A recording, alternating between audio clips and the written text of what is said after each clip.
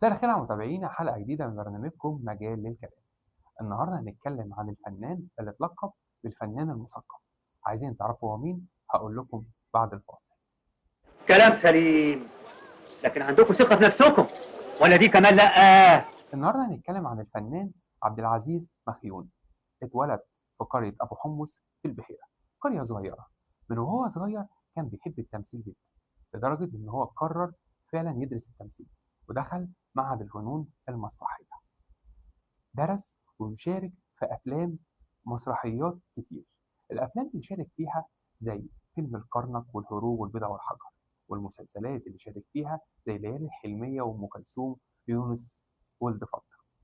الإنجازات اللي هو عملها إن هو على مدار 50 سنة شارك في أعمال ومسلسلات وأعمال دراما وأفلام. وكمان عمل مسرح الفلاح. ايه مسرح الفلاح دوت؟ مسرح الفلاح اللي كان بيقدم فيها قضايا الريف المصري، وكان بيعالج فيها المشاكل الناس البسيطة.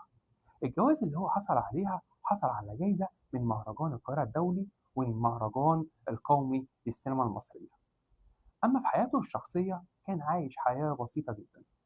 كان مهتم قوي بقريته، كان متواضع، كان ما بيحبش يبين أهله للإعلام. اللي أثّر فيه أوي لمّا ابنه اتعرّض لحادثة واتوفّى، اتعرّض لأزمة صحية جامدة، لكن قدر يكمّل مشواره الفني. رحل على عالمنا ليس عن الذاكرة 10/6/2026، تاركًا لنا بصمة كبيرة في عالم الفن.